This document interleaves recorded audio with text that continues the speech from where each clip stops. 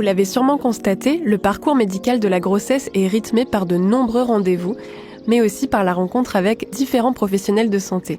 Sages-femmes, gynécologues, médecins généralistes, dentistes, pharmaciens. Pas toujours évident de savoir qui fait quoi.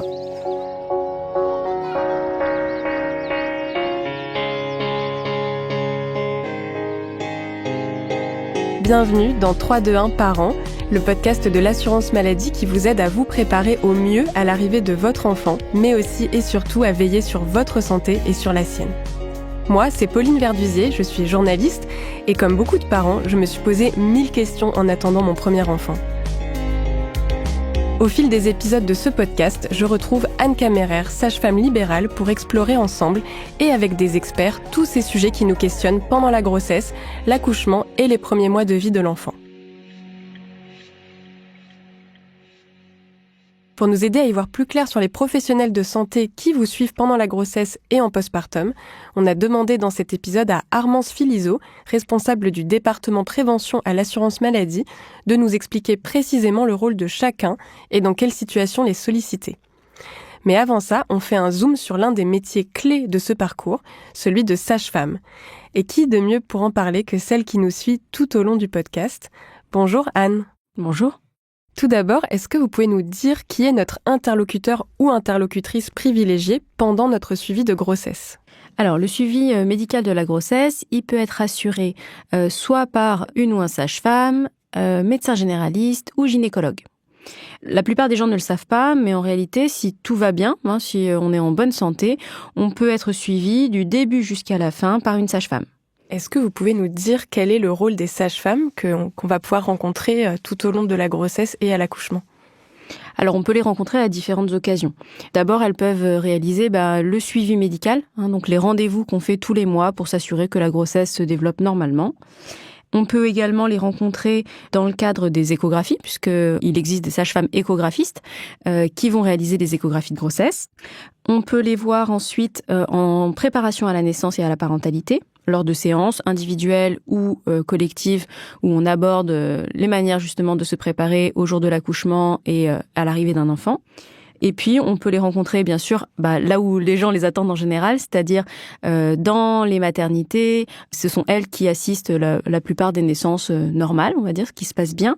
On les voit également dans les premiers jours après la naissance, lorsqu'on est toujours à la maternité. Et puis enfin, on va les rencontrer après le retour à la maison, parfois dans des visites à domicile ou bien après dans des rendez-vous de suivi en cabinet, par exemple. Et est-ce que vous pouvez nous parler à présent du dispositif de la sage-femme référente ? Donc l'idée de la sage-femme référente, c'est qu'on ait un ou une professionnelle privilégiée.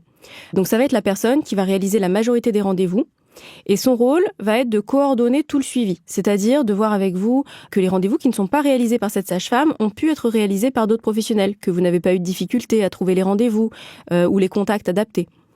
On peut se mettre en relation avec votre médecin traitant, par exemple, si c'est nécessaire selon votre situation médicale. L'idée, globalement, c'est que la sage-femme référente, elle garde une vue d'ensemble sur ce parcours de grossesse pour vous accompagner à chaque étape. Et donc cette sage-femme, il faut la déclarer auprès de l'assurance maladie pour qu'elle soit reconnue comme sage-femme référente, justement. Comment ça se passe concrètement ? Oui, la sage-femme va vous demander de remplir avec elle un document qu'il faudra envoyer à la sécurité sociale, ce qui va permettre qu'elle soit identifiée comme étant votre sage-femme référente pour cette grossesse. Est-ce que vous pouvez nous expliquer comment on fait pour trouver une sage-femme pour faire notre suivi de grossesse ? Dès qu'on sait qu'on est enceinte, on peut, par exemple, aller sur l'annuaire des professionnels de santé, Amélie, et typiquement je cherche une sage-femme à proximité de mon adresse. Et de cette façon-là, vous allez voir s'afficher toutes les sages-femmes, par exemple, installées en libéral dans votre secteur. Vous pouvez aussi aller, par exemple, à la PMI, à la protection maternelle et infantile de votre région, de votre quartier, qui pourra soit vous proposer déjà un premier rendez-vous, soit vous orienter éventuellement aussi vers les professionnels du territoire. Est-ce que vous pouvez nous parler un petit peu plus des centres de PMI qui sont des lieux qui gagnent à être connus ? Oui, en fait, les PMI, donc ce sont des lieux publics, c'est accessible à tout le monde. D'ailleurs, qu'on ait une sécurité sociale ou pas, tout le monde peut en bénéficier. Et au sein de ces lieux qui sont assez bien répartis sur le territoire, on va trouver différents types de professionnels. Donc, on peut rencontrer par exemple une sage-femme qui peut faire le suivi de grossesse au sein de la PMI. On va également rencontrer, par exemple, des puéricultrices ou des auxiliaires de puériculture qui vont être utiles, en particulier après la naissance des enfants, parce que les PMI, ce sont des lieux où on peut faire le suivi. Alors, le suivi de la croissance, par exemple, par des permanences de pesée, de conseils de puériculture. On peut rencontrer des médecins de PMI qui pourront faire le suivi des bébés et des enfants jusqu'à 5 ans. Et ce sont des lieux où il peut y avoir différents intervenants qui proposent, par exemple, des rendez-vous ou des ateliers, psychomotriciens, psychomotriciennes, psychologues, conseillères en lactation, et proposer parfois des ateliers de massage de bébé, de portage, des ateliers d'éveil. Donc c'est vraiment un endroit intéressant à connaître. Vous pouvez aller voir, même pendant la grossesse, la PMI la plus proche de chez vous, leur demander éventuellement leur planning, de savoir quelles sont les activités qui sont proposées, et c'est gratuit. Donc si on résume, on peut être suivi par une sage-femme, un ou une médecin généraliste ou bien un gynécologue, et ce suivi peut se passer soit en cabinet libéral de ville, soit en PMI ou à la maternité à partir du moment où l'inscription a été faite.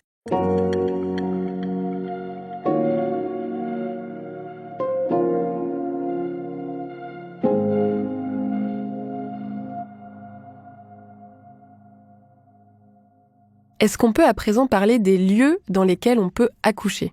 Il existe plusieurs types de lieux où on peut accoucher. La plupart des naissances en France, elles se passent à l'hôpital, en maternité. Pour ça, il faut s'inscrire. En général, on propose de le faire à partir de la fin du premier trimestre. Et puis, on sera accueilli lors d'un premier rendez-vous qui va permettre de constituer un dossier, de s'assurer que la naissance peut bien se passer dans cette maternité-là. Et à la suite de ce premier rendez-vous, on peut choisir soit de poursuivre le suivi mensuel à la maternité, ou bien de retourner vers ses professionnels libéraux et de revenir seulement à la fin de la grossesse en prévision de l'accouchement.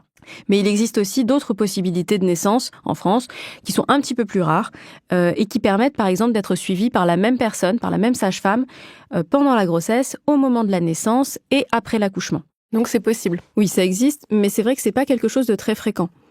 Ça s'appelle l'accompagnement global à la naissance, puisque c'est la même personne qui va faire toutes les étapes. Et les naissances dans ce cas-là ont lieu par exemple en maison de naissance, à domicile ou parfois à l'hôpital, dans ce qu'on appelle un plateau technique. Qu'est-ce que c'est une maison de naissance et un plateau technique ? Alors une maison de naissance, c'est un endroit qui est organisé vraiment comme une maison. Donc souvent il y a un salon, il y a une chambre, il y a une cuisine. C'est géré par des sages-femmes libérales, c'est accolé à une maternité et ça se destine à accueillir des grossesses sans complications, des grossesses normales, et des accouchements qu'on dit physiologiques, c'est-à-dire des accouchements sans intervention médicale. Donc, sur place, il n'y a pas de médecin, il n'y a pas d'anesthésiste, il n'y a pas de péridurale. Il y a uniquement la sage-femme qui vous a accompagné au cours de la grossesse, qui est présente. Et l'idée, c'est que la naissance se passe dans un cadre assez intimiste, puisque c'est vraiment dans une chambre qui ressemble à une chambre à coucher, et avec une sage-femme qui est dédiée à cette naissance-là. C'est-à-dire qu'elle n'a pas d'autres patientes en même temps, contrairement à ce qu'on peut avoir parfois à l'hôpital.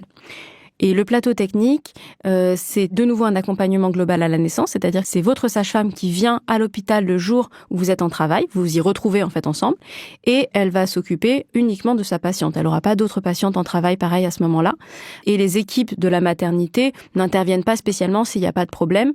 L'idée, c'est que l'hôpital ouvre ou laisse un accès à une salle de travail, à une salle d'accouchement, aux sages-femmes libérales du secteur. Oui, donc pour conclure, c'est important de préciser que les sages-femmes peuvent aussi assurer le suivi gynécologique tout au long de la vie et même au-delà d'une grossesse. Oui, tout à fait. En fait, c'est assez mal connu. C'est-à-dire que nous, ça nous arrive très souvent d'avoir des femmes qui découvrent le rôle en gynécologie des sages-femmes après un accouchement. Mais à partir du moment où quelqu'un est en bonne santé, n'a pas de maladie chronique particulière ou pas de traitement compliqué, elle peut tout à fait être suivie par une sage-femme depuis l'adolescence jusqu'à la fin de sa vie pour son suivi gynécologique. Donc, on va pouvoir faire ensemble les frottis, prescrire des examens complémentaires si nécessaire, des échographies, des mammographies, et faire tout ce qui va concerner la contraception. Il y a beaucoup de femmes aujourd'hui qui n'ont pas forcément de suivi gynécologique, par peut-être difficulté à trouver aussi des gynécologues, parce qu'il n'y en a pas beaucoup, en tout cas pas suffisamment sur le territoire. Donc, si elles sont en bonne santé et qu'elles cherchent quelqu'un pour faire leur suivi, elles peuvent tout à fait s'orienter vers une sage-femme. Merci beaucoup Anne Caméret. Merci.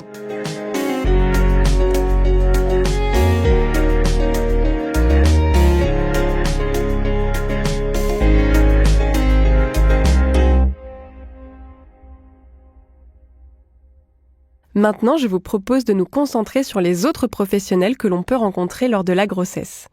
Nous allons donc vous dresser un panorama de vos interlocuteurs et interlocutrices avec Armance Philizot. Bonjour Armance. Bonjour. Déjà, est-ce que vous pouvez vous présenter s'il vous plaît ? Oui, bien sûr. Alors, je suis responsable du département prévention de l'assurance maladie. Est-ce que vous pouvez nous dire quels autres professionnels de santé on peut être amené à rencontrer dans son parcours pendant la grossesse ? La grossesse, ça n'est pas une maladie, ça n'est pas en soi une pathologie. Donc, si la grossesse se déroule bien, vous n'aurez pas forcément besoin de consulter d'autres. Mais dans certains cas, et c'est ces cas-là qu'on va voir tout de suite, vous pouvez être accompagné par d'autres professionnels de santé. Est-ce que vous pouvez nous dire dans quelle situation, du coup, on est amené à rencontrer d'autres professionnels ?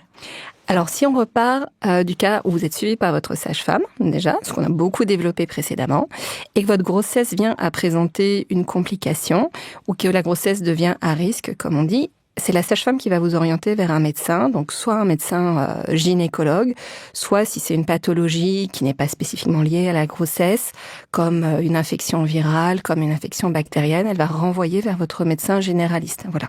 Le kiné fait aussi partie des professionnels de santé qu'on peut rencontrer pendant la grossesse. Quel est son rôle ? Alors le kiné, je pense que le masseur kinésithérapeute est plus connu pour son rôle en postpartum, mais en fait, le masseur kinésithérapeute peut intervenir pendant la grossesse. C'est pas le plus courant, mais si par exemple il y a des douleurs liées à la grossesse, notamment le blocage du nerf sciatique, qu'on appelle plus couramment la sciatique, vous pouvez bénéficier d'une prescription. J'insiste là-dessus, par contre, il n'y a pas de recours en accès direct au masseur kinésithérapeute. Le kiné, c'est sur prescription de la sage-femme ou du médecin qui vous suit. Voilà. Attention également, si c'est une grossesse qui se déroule bien, la sage-femme va rester compétente pour la prescription. Si c'est juste des petites douleurs qui peuvent être soulagées par la kinésithérapie. Si on bascule sur une douleur à traitement kinésithérapique qui est du niveau pathologique, vraiment, là, il faut passer la main au médecin et c'est la prescription du médecin qui interviendra pour préciser les séances de kinésithérapie dont vous allez bénéficier. Ça aussi, c'est bon à savoir parce que j'ai moi-même une sciatique pour ma première grossesse. Oui, c'est assez courant. Donc ça, c'était pour la partie sur la grossesse. Et quel est son rôle en postpartum ? C'est un rôle essentiel. La sage-femme comme le masseur kinésithérapeute interviennent en fait pour les séances de rééducation du périnée. Alors le périnée, ce muscle qu'on ne connaît pas alors qu'il est essentiel, puisqu'en fait, quand on vous parle de plancher pelvien, c'est joli comme expression, à quoi ça correspond ? En fait, c'est le muscle donc qui soutient tout notre abdomen, y compris la partie appareil génital. Il est soumis à beaucoup plus de poids pendant la grossesse, il se relâche, il se déforme, et si on ne fait pas de rééducation du périnée, on a le plaisir de goûter à des joies comme perte de tonicité et de sensibilité vaginale. Quand on vieillit, potentiellement de la descente d'organes, c'est très chouette, et de l'incontinence urinaire, tout le monde aime ça. Voilà. Donc si vous voulez y échapper, il faut absolument faire les séances de rééducation périnéale, c'est beaucoup mieux. Ça permet de retonifier le plancher pelvien et l'ensemble des muscles qui ont été vraiment fragilisés pendant la grossesse et aussi pendant l'accouchement. La bonne nouvelle, en plus, c'est que les séances sont prises en charge à 100% par l'assurance maladie et que ça n'est pas limité dans le temps. Donc, pas de panique, si jamais vous êtes débordé avec bébé, etc. Vous pouvez tout à fait attendre médicalement comme au niveau remboursement, d'avoir du temps devant vous pour faire votre rééducation du périnée sereinement. Et j'insiste, comme aucune limite de temps n'a été mise par la loi, si par exemple votre grand-mère, peut-être pas, mais votre maman ou votre très très grande sœur n'en a pas bénéficié, qu'elle a eu des enfants par le passé qui a un besoin de rééducation périnale, vous pouvez lui dire, va chez une sage-femme, va chez un masseur kinésithérapeute.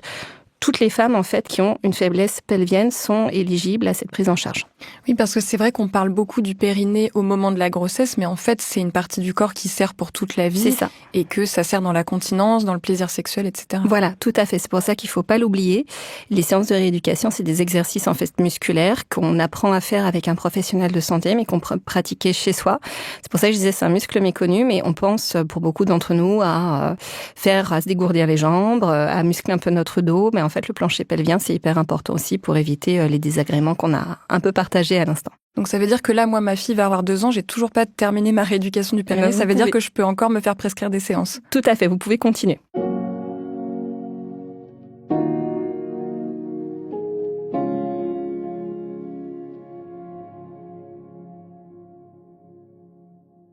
Est-ce que vous pouvez nous parler du rôle du pharmacien ou de la pharmacienne qui va aussi être un interlocuteur important pendant la grossesse ?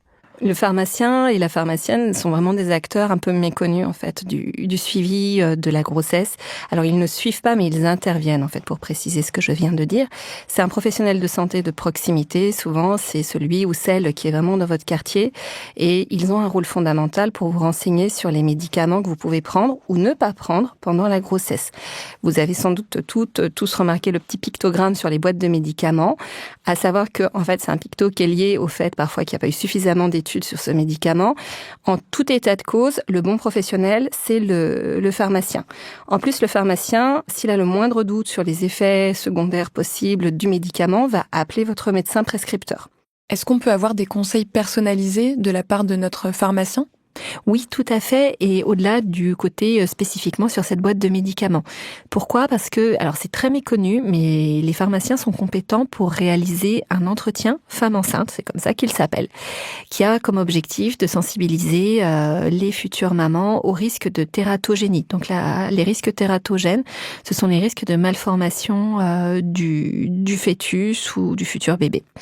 Et le pharmacien, à cette occasion, va aussi parler de vaccination. Il faut savoir que les pharmaciens peuvent vacciner toutes les personnes qui ont plus de 11 ans, et ils font particulièrement des messages de prévention sur la vaccination contre la grippe. Voilà, la vaccination contre la grippe est proposée à toutes les femmes enceintes. Là aussi, c'est assez méconnu, mais c'est très important parce qu'une forte grippe, ça peut entraîner des complications. Lors de l'entretien femme enceinte, le pharmacien va avec vous évoquer les risques qui sont liés à la prise de médicaments en général. Il va aussi vérifier que la femme enceinte ne prend pas de traitement en automédication qui serait susceptible d'être dangereux pour le fœtus. Il va pouvoir comme ça pousser des alertes mesurées en vous expliquant comment faire sur les risques de l'automédication pendant cette période. Et ça, c'est très important, je profite du podcast pour le dire. La grossesse n'est pas une maladie, mais on ne s'automédique pas, on ne décide pas par soi-même ce qu'on prend comme médicament pendant la grossesse. On demande conseil à un professionnel de santé. Et justement, le recours de proximité et l'expert en la matière, c'est votre pharmacien. Très bien. Est-ce qu'on peut maintenant faire un point sur les substituts nicotiniques qui peuvent être prescrits pendant la grossesse ? Oui, alors c'est de notoriété publique, grossesse, pas de tabac. Donc si vous êtes fumeuse, vous pouvez être accompagnée, et notamment les substituts nicotiniques qui vous seront prescrits par une sage-femme, par un médecin, par une infirmière, un chirurgien dentiste, même un masseur-kinésithérapeute peut vous prescrire des substituts nicotiniques. Donc tous ces professionnels de santé-là peuvent engager en fait votre accompagnement pour une réduction de la consommation de tabac, voire un début de sevrage tabagique. Et après, vous pouvez en parler avec votre pharmacien ou votre pharmacienne, parce que c'est lui ou elle qui va vous les délivrer, ces substituts nicotiniques. Vous expliquer quels sont leurs effets, comment on les prend. Ils peuvent aussi être prescrits à votre entourage, donc c'est bon à savoir. Donc si le papa, le coparent est fumeur, fumeuse, vous pouvez aussi obtenir une prescription pour cette personne. Alors il faut que la personne y aille elle-même, vous n'allez pas lui imposer. En tout état de cause, les substituts nicotiniques seront remboursés et du moment qu'ils ont été délivrés après une prescription par un des professionnels que j'ai cités précédemment. Oui, ça c'est bon à savoir parce que c'est vrai que parfois on ne sait pas aussi que c'est fortement recommandé que le coparent ou le père arrête de fumer également. Tout à fait. L'entourage d'une future nourrisson, l'entourage de la femme enceinte.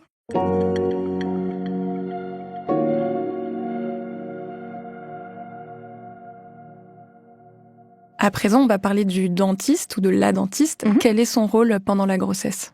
Le chirurgien dentiste, en fait, a un rôle hyper important parce que la grossesse, c'est une période de grands bouleversements physiologiques et hormonaux. La femme est sujette à une augmentation des niveaux d'œstrogène et de progestérone, et c'est assez méconnu, mais en fait, ça favorise l'inflammation gingivale, donc l'inflammation des gencives, et ça augmente le risque de ce qu'on appelle une gingivite gravidique. Donc voilà, une inflammation liée à la grossesse. Ça touche quand même 50 à 70% des femmes enceintes. Donc vous êtes une majorité. Oui, voilà, vous êtes une majorité à le subir. Et du coup, le risque de carie est également plus élevé. Donc, faut prendre soin de sa santé bucco-dentaire, même si c'est pas ça qu'on pense quand on est enceinte. Voilà. Si on n'a pas d'examen de prévention, si ça n'est pas traité, ça peut mener à des complications obstétricales, parce que la cavité bucco-dentaire, c'est une zone qui est facilement infectée. Donc, on sait bien que les caries, en fait, c'est des portes ouvertes aux infections. Et donc, ça peut avoir, je ne veux pas vous effrayer, des conséquences avec accouchement prématuré ou des enfants avec des faibles poids à la naissance. Et donc, ce qu'il faut savoir, c'est qu'on peut faire cet examen bucco-dentaire qui est 100% remboursé sans avance de frais, c'est oui, ça ? Oui, tout à fait. Donc ça, c'est la bonne nouvelle, c'est que l'assurance maladie prend en charge, comme vous venez de le dire, à 100% et sans avance de frais, un examen dit préventif pour les femmes durant la maternité à partir du 4e mois de grossesse, mais ça peut avoir lieu jusqu'à 6 mois après l'accouchement. Donc, dans beaucoup de zones de notre beau et grand pays, on a des difficultés à avoir un rendez-vous dentiste. Si vous n'avez pas de douleur, l'important, c'est juste de mémoriser. J'ai droit à un examen de prévention. Je peux attendre que bébé soit né. Si le chirurgien dentiste me dit c'est pas avant dans 6 mois et que ça correspond à une date post-accouchement, aucun souci. Du moment que vous êtes dans les 6 mois après votre accouchement, c'est bon, vous serez intégralement prise en charge. Qu'est-ce qu'on aborde alors dans ce bilan bucco-dentaire ? Alors, c'est un bilan complet sur votre santé bucco-dentaire. Il va comporter des recommandations personnalisées pour l'hygiène bucco-dentaire. Quand je dis personnalisée, c'est-à-dire adaptée à votre situation pendant la grossesse ou en postpartum, peu de temps après l'accouchement. Il va comporter surtout une partie importante de conseils nutritionnels, notamment pour réduire, si vous en avez, les effets des vomissements. Et vous n'échapperez pas du tout, c'est normal, c'est fondamental pour les dents, à des conseils pour limiter les apports en sucre, le sucre étant un poison pour les dents. Et selon le moment est-ce que vous êtes encore enceinte, est-ce que c'est un postpartum, le chirurgien dentiste va aussi faire un focus sur les dents de votre futur enfant ou sur les futures dents de votre jeune enfant, parce que même si c'est pas forcément la chose à laquelle on pense quand on vient d'accoucher ou quand le bébé, le jeune enfant n'a que quelques mois, les dents vont très vite apparaître et les obligations de brossage vont très vite apparaître aussi. Et alors, est-ce qu'on peut avoir des soins bucco-dentaires pendant la grossesse ? Oui, il n'y a pas de contre-indication à réaliser des soins bucco-dentaires pendant la grossesse. Donc, c'est vraiment une idée fausse qu'il convient de lever. Vous pouvez bénéficier, si vous en avez besoin, d'actes de soins, vraiment, avec une intervention, même si ça nécessite une anesthésie et même si ça nécessite une radiographie qui peut être ultra localisée. Voilà, aujourd'hui, les chirurgiens dentistes, généralement, font des photographies, des radiographies ultra localisées, donc il n'y a pas d'irradiation.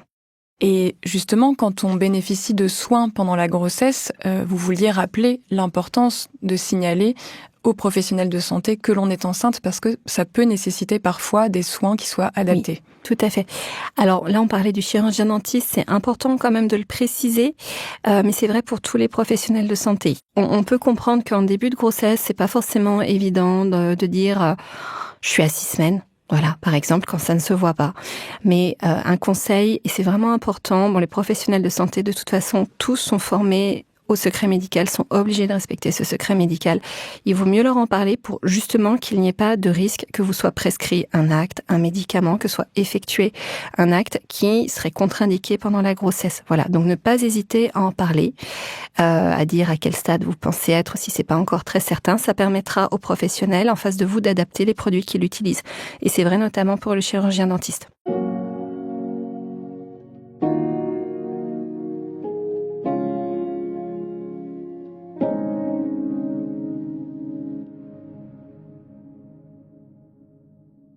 On arrive à la fin de cet épisode. Vous vouliez nous parler d'un service numérique qui s'appelle Mon Espace Santé, qui permet justement de regrouper les informations au sujet de son dossier médical dans un endroit spécifique. Qu'est-ce que c'est exactement ? Alors, Mon Espace Santé, c'est votre carnet de santé en ligne. Donc, c'est un espace sécurisé. C'est important de le dire. Mon Espace Santé, c'est un outil assurance maladie qui est parfaitement sécurisé, qui répond à toutes les normes de protection de vos données. Et ça vous permet d'ajouter en quelques clics, c'est assez facile à prendre en main, des informations utiles à votre prise en charge. Ça vous permet, par exemple, de partager les historiques de soins. Et du coup, un professionnel de santé qui a accès à Mon Espace Santé, parce que comme je vous le disais, c'est un peu comme le carnet de santé, mais numérique, va avoir les informations. Et si vous avez oublié des choses, et c'est largement possible, tout le temps, encore plus quand on est enceinte, le professionnel de santé, lui, pourra les retrouver dans votre dossier en ligne, justement. Donc, c'est très pratique et très sécurisant. Vous pouvez y faire déposer vos ordonnances, vos résultats d'analyse, les comptes rendus d'échographie. Et comme ça, vous ne les perdrez jamais. Vous les aurez toujours, même si vous devez voir un professionnel de santé à l'improviste. Donc, un professionnel de santé qui a accès à ce service numérique peut retrouver toutes vos données et comme ça, tout est réuni dans un espace. Alors, toutes celles que vous avez choisi de partager. C'est vous qui gardez la main, justement. C'est très respect de la protection des données. Donc, vous pouvez, par exemple, choisir, sous mon espace santé, de ne mettre à la disposition que de votre médecin généraliste certains documents que vous voulez pas partager avec d'autres professionnels que vous ne connaîtriez pas. Et enfin, pour clôturer cet épisode, on voulait parler de santé mentale, puisque les professionnels de la santé mentale sont aussi des personnes qu'on peut être amené à rencontrer pendant la grossesse ou après. Tout à fait. Alors, les professionnels de la santé mentale, ce sont surtout les psychologues et les psychiatres. Ils n'ont pas les mêmes compétences, on va y revenir après. Ces professionnels de santé sont là pour vous accompagner si vous avez des difficultés sur le plan effectivement émotionnel, mental, psychique, psychiatrique. Ils sont vraiment qualifiés pour vous écouter à la fois en tant que mère, mais ils peuvent aussi écouter le père, le coparent. Pourquoi ? Parce que la grossesse, c'est quand même un grand bouleversement psychologique. Généralement, on ne le vit pas si souvent dans sa vie qu'on s'y habitue complètement. Donc, ça suscite des grandes émotions. Ça peut être à l'origine de doutes. Ça peut, chez certaines personnes, générer même des angoisses ou des peurs et un état de mal-être. Voilà. Je vous rassure, c'est pas le plus fréquent. C'est généralement une période joyeuse et positive. Mais si vous avez trop de questions, vous vous sentez harcelé par ces questions, que c'est à l'origine d'une baisse de morale qui ne passe pas. Quand c'est temporaire, pas d'inquiétude, ça arrive absolument à tout le monde. Si la baisse de morale passagère, en revanche, se transforme en douleur, en difficulté, en fait, à se sentir bien, si vous avez l'impression que c'est un état qu'on peut dire dépressif, ne vous interdisez pas de recourir à un professionnel de santé mentale. Et justement, il y a un dispositif qui s'appelle Mon Soutien Psy qui permet justement d'aller consulter. Oui. Alors, le dispositif Mon Soutien Psy, c'est un dispositif porté par l'assurance maladie qui s'adresse aux personnes qui sont déprimées ou sont en souffrance psychique légère ou modérée.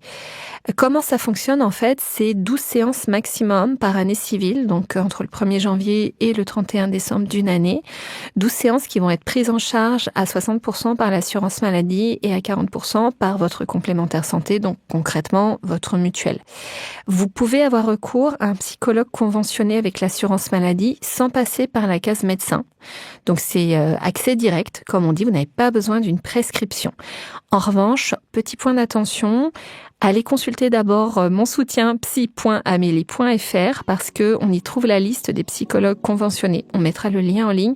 C'est important en fait de garder en tête que c'est un dispositif qui passe par des psychologues qui sont référencés par l'assurance maladie. Rendez-vous sur monsoutienpsy.amelie.fr pour trouver un psychologue conventionné. Ça c'est très important si vous voulez bénéficier de la prise en charge de ces 12 séances, donc prise en charge assurance maladie et complémentaire qui est intégrale. Il faut vraiment que vous preniez un psychologue qui est référencé sur le site amelie.fr. Et on développera justement le sujet de la santé mentale dans l'épisode 3. Merci beaucoup Armance Filizou. Merci.